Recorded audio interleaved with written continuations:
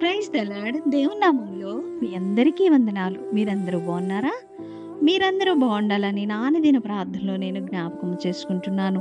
ప్రియ సహోదరి, సహోదరుడా, ఈరోజు మన విశ్వాసాన్ని బలపరుచుకునే మాటలుగా కొన్ని మాటలు మాట్లాడుకుందాము.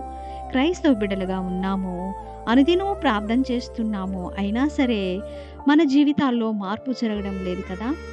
మనలో మన హృదయ వేదన కానీ, మనలో ఉన్న ఇబ్బందులు కానీ ఏమాత్రము కూడా నెమ్మది లేకుండా ఉంటున్నవని అనుకుంటున్నాము.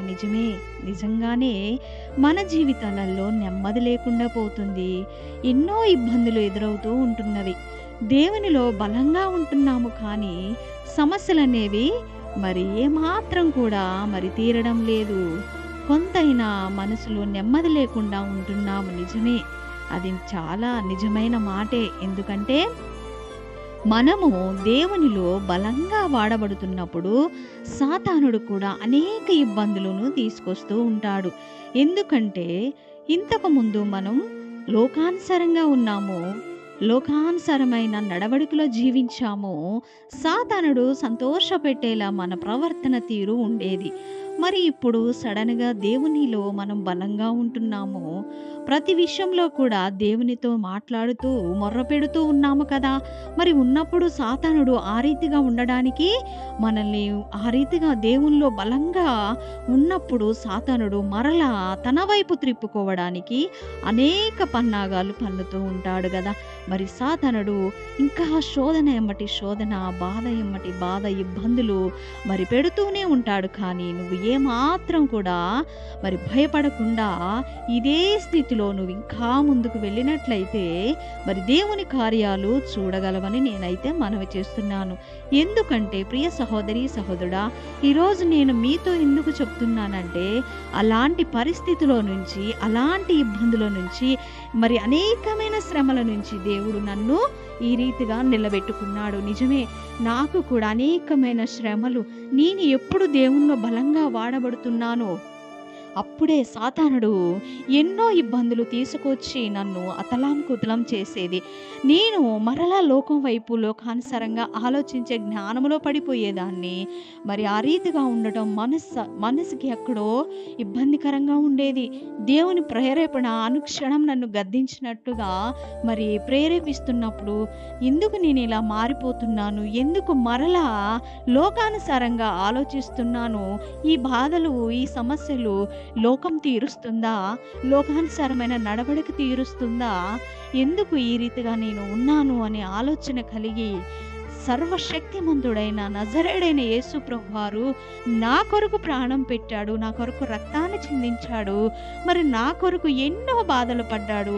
పాపినైన నన్ను క్షమించి నిత్య రాజ్యం ఇవ్వడానికి దేవుడు అనేక శ్రమలు పొందిన దేవుడు నా కొరకు ఎందుకు పనికిరాని నా కొరకు దేవుడు ఇంతగా నన్ను ఇష్టపడుతున్నాడు, ప్రేమిస్తున్నాడు.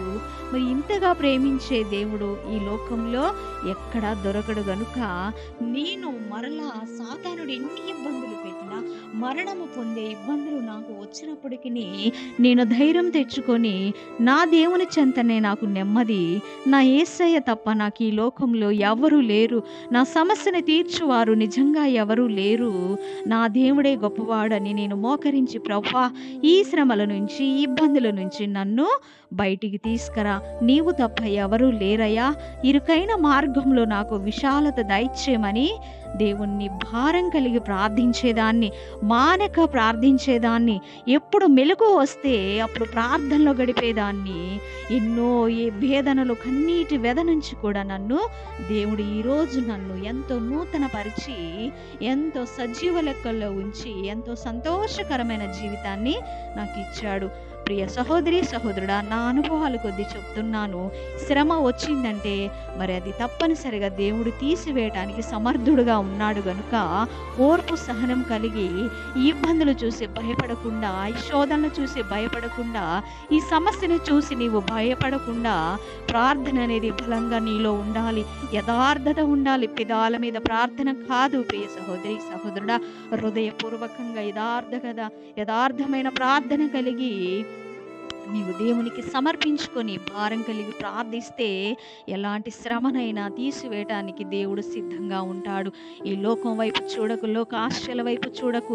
లోకం వైపు చూసినప్పుడు శ్రమలు అనేవి ఏమాత్రము తీరవు. ఒక శ్రమ ఎమ్మటి ఇంకా కొన్ని శ్రమలు మరి దగ్గరికి వస్తుంటేవి కనుక ఆ శ్రమలన్నింటినీ దూరపరచుకోవాలంటే నీవు దేవుని బిడ్డగా జీవించాలి. యథార్థత కలిగి ముమ్మారు ప్రార్థనలో గడపాలి.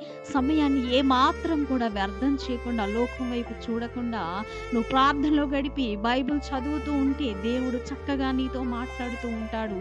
సాతానుడు కూడా మరి పారిపోవటానికి సిద్ధంగా ఉంటాడు. దేవుడు అగ్ని కంచె ప్రకారములు నీ చుట్టూ, నీ కుటుంబం చుట్టూ, నీ జీవితం చుట్టూ అగ్ని అనేది ఉంచుతాడు. అప్పుడు సాతానుడు ఆ మంటకి తట్టుకోలేక వాడు దూరంగా పారిపోతాడు. ఆ అగ్ని శక్తిని, ప్రార్థనా శక్తిని నీవు తెచ్చుకున్నట్లయితే నీకు నెమ్మది కలుగుతుంది. ప్రార్థనలో గొప్ప శక్తి, ప్రార్థనలో నెమ్మది, ప్రార్థనలో సమాధానం నీకు దొరుకుతుంది. కనుక ఎల్లప్పుడూ ప్రార్థన చేస్తూ, బైబిల్ చదువుతూ, స్తుతి చెల్లించుకుంటూ దేవుణ్ణి వేడుకున్నట్లయితే నీకు ఒక దారి చూపించే దేవుడుగా ఉంటాడు. నీకు నెమ్మదిని కలిగించే దేవుడుగా ఉంటాడు. నీ హృదయంలో సమాధానం కలిగిన జీవితంగా దేవుడు నిన్ను మార్చబోతున్నాడు. గనుక ప్రియ సహోదరి సహోదరుడా, ఏ శ్రమను చూసి, ఏ భయాన్ని చూసి నువ్వు భయపడకు. ఎవరు భయపెట్టినా, ఎన్ని నిందలు వేసినా, ఎంత ఇబ్బంది పెట్టినా, అప్పుల వారు కూడా అనేక రీతిలుగా మాట్లాడుతూ ఉంటారు.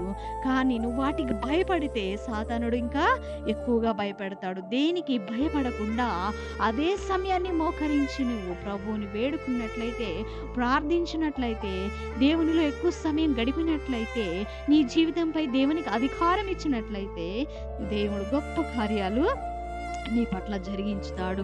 ప్రతి వారం మానక నువ్వు మందిరానికి వెళ్ళి దేవునితో గోచాడు, దేవునిలో పోరాడే బిడ్డగా, ప్రార్థించే బిడ్డగా, బైబిల్ చదివే బిడ్డగా నీవు ఉన్నట్లయితే నువ్వు గొప్ప కార్యాలు చూస్తావు. ప్రార్థనలు ఎంతో శక్తి దాగి ఉన్నది. అది చవి చూసిన వాళ్ళకి అర్థమవుతుంది. ప్రియ స్నేహితుడా, సహోదరి సహోదరుడా, మీరు మరొక ఈ దినము నుంచే మరి శ్రమను చూసి భయపడకుండా నీ జీవితంలో కార్యాలు జరగాలంటే, నీ కుటుంబ సమస్యలు పోవాలంటే, నీవు దేవునిలో బలంగా ఉండాలంటే ప్రార్థన బలమైన ప్రార్థనగా ఉండాలి. నీవు తలుపులు వేసుకొని ఏకాంత ప్రార్థన చేయాలి. సమయం దొరికినప్పుడు అలా మోకరించి ప్రార్థన చేసినట్లయితే, వాక్యాన్ని చదువుతూ నెమరు వేసుకుంటూ మరి నా దేవుడు నాకు తోడుగా ఉన్నాడు అనే ధైర్యం నీలో వస్తుంది. నీ శ్రమలాగా కనిపించదు. నీ ప్రయత్నంగా నువ్వు చేసినప్పుడు దేవుడు కూడా సహాయం చేస్తూ నీకు నెమ్మదినివ్వడానికి సిద్ధంగా ఉంటాడు. నేను కలిగి ఉన్న ఆశీర్వాదములు నీకు, నీ కుటుంబానికి గొప్ప ఆశీర్వాదాలు కలగాలని నేను ఈ విశ్వాసమైన మాటలు చెప్తున్నాను. తోటి విశ్వాసంగా మనం బలంగా మరి దేవునిలో ఎదిగే బిడ్డలంగా ఉండాలి. ఈ లోకం వైపు కానీ, లోక మనుషుల వైపు కానీ చూడొద్దని మనవి చేస్తున్నాను. ఇటు కొద్ది మాటలు దేవుడు దీవించి ఆశీర్వదించునుగాక. ఆమేన్. Praise the lord.